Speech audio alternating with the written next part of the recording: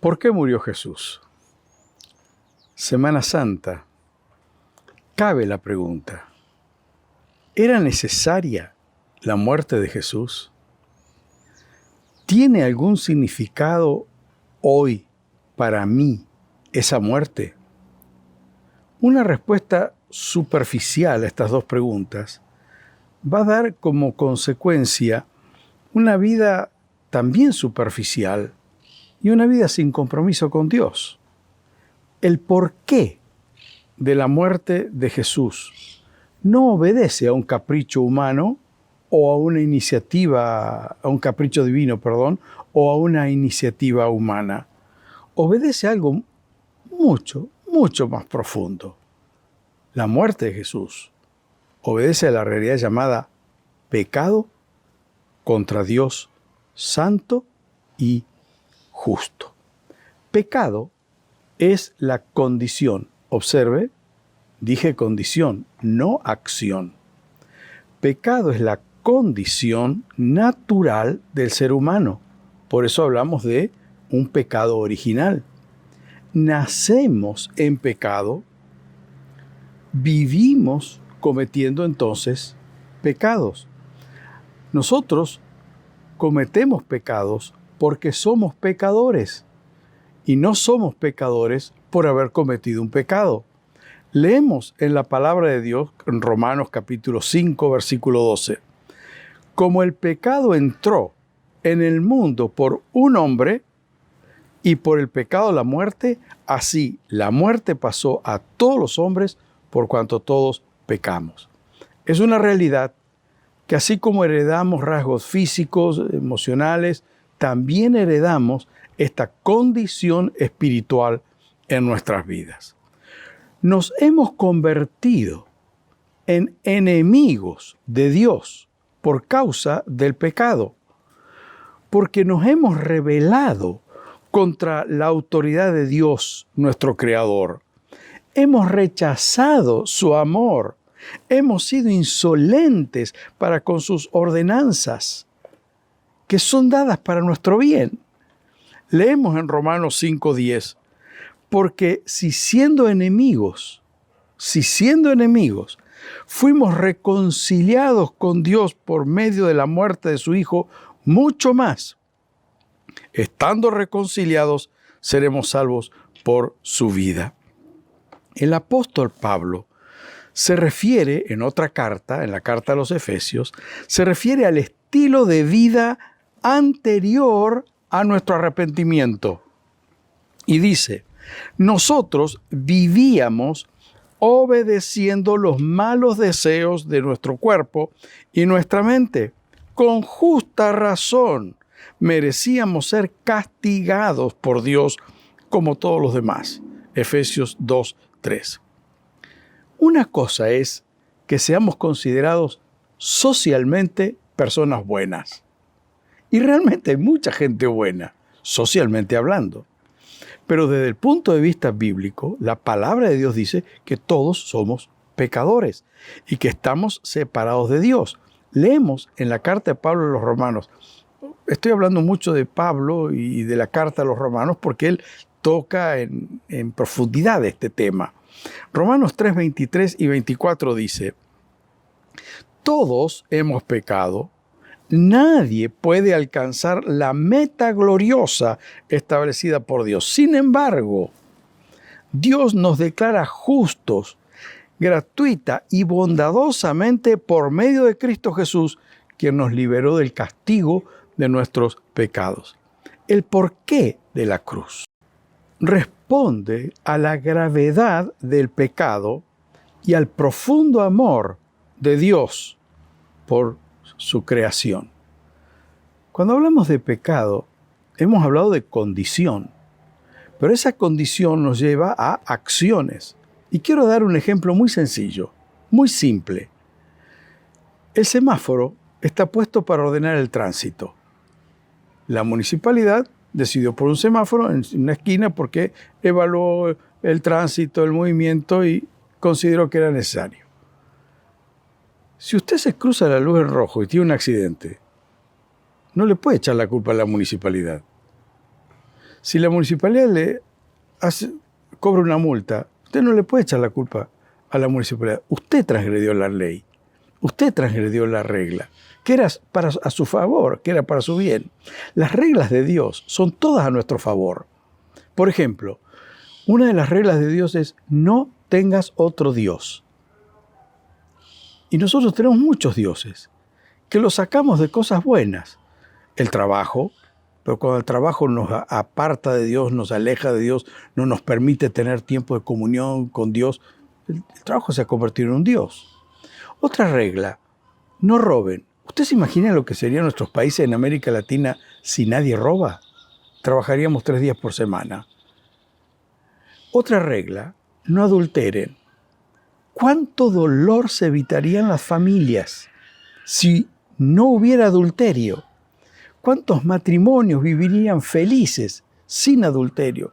¿Cuántos hijos dejarían de sufrir si los padres no adulteraran?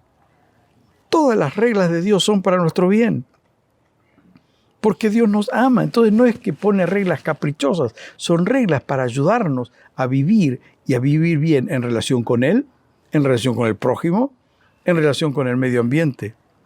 Pero nosotros hemos llegado a familiarizarnos con el pecado y a verlo de una manera tan natural que ya no le damos importancia, estamos enfocados en el hombre, no enfocados en Dios.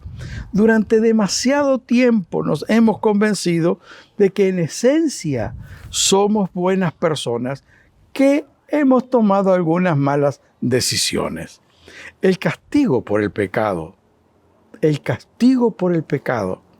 no está determinado por nuestra manera de evaluarlo. Nosotros decimos pecado grande, pecado chico, mentira blanca, mentira piadosa. Por favor, la evaluación del pecado la hace Dios, no yo. Y el castigo depende de la magnitud de aquel contra quien hemos pecado. Y en este caso, hemos pecado contra Dios, santo, justo. El porqué de la cruz responde entonces a la gravedad del pecado y al profundo amor de Dios por nosotros. Leemos en Éxodo capítulo 34, versículo 7. Mi amor, dice Dios, mi amor es siempre el mismo, es invariable. Siempre estoy dispuesto a perdonar a quienes hacen lo malo, pero también sé castigar al culpable. En otra versión de la Biblia dice, de ningún modo tendré por inocente al malo. ¿Cómo resuelve Dios este conflicto, este dilema entre su amor para perdonarme y su justicia para condenarme? Leemos otra vez en Romanos capítulo 4, versículo 25. Dios entregó a su Hijo para que muriera por nuestros pecados y lo resucitó para que fuéramos declarados inocentes. Mire el sentido de la Semana Santa. Mire el sentido de la Semana Santa. No es para vacaciones. Está bien que se la tome si puede. Pero el sentido de Semana Santa es otra cosa.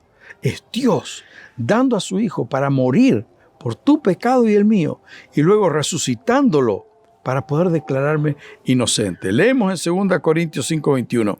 Cristo nunca pecó, pero Dios lo trató como si hubiera pecado para declararnos inocentes por medio de Cristo. Leemos en 1 Pedro 3:18. Cristo sufrió por nuestros pecados una sola vez y para siempre. Él nunca pecó, en cambio, murió por los pecadores para llevarlos a salvo con Dios. La cruz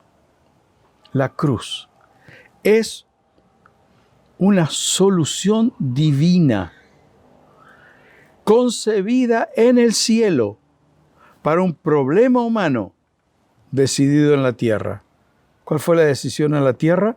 Desobedecer al Dios creador. ¿Cuál fue la decisión del cielo? Voy a enviar a mi Hijo para que todo aquel que en él cree no se pierda, mas tenga vida eterna. Y este es el resumen del Evangelio. Y este es el resumen de la Semana Santa. Leemos en el Evangelio de Juan capítulo 3, versículos 16 y 17. Dios amó tanto al mundo, y esto te incluye, que dio a su único Hijo para que todo aquel que crea en Él no se pierda, sino que tenga vida eterna. Dios no envió a su Hijo al mundo para condenar al mundo, sino para salvarlo por medio de Él. ¿Qué me trae el perdón? ¿Qué me trae salvación? ¿Qué me hace un hijo de Dios? ¿Qué me reconcilia con Dios? Reconocer mi condición de pecador. Reconocer que la obra de Jesús es suficiente para el perdón de todos mis pecados y para darme una nueva naturaleza, hacer de mí un nuevo hombre. La salvación viene por fe en la obra de Cristo, más nada. Más nada. La obra de Cristo fue perfecta, una vez y para siempre. Mi pregunta: ¿vivirás otra Semana Santa? ¿Será solo otra Semana Santa en tu historia? ¿O reconociendo tu necesidad del perdón de Dios, te vas a arrepentir y le vas a decir a Jesús: perdóname, perdóname, ven a mi vida, límpiame, toma tu lugar en mi vida? Yo creo que lo que hiciste en la cruz es suficiente para el perdón de mis pecados. Inclina tu rostro donde estás. Vamos a orar. Y si estas palabras se identifican con el deseo de tu corazón, repetílas con toda sinceridad. Dios, reconozco que soy pecador. Te pido que me perdones. Yo reconozco que la obra de Jesús, hecha en la cruz, es suficiente para perdonar todos mis pecados. Te pido que me perdones. Estoy arrepentido.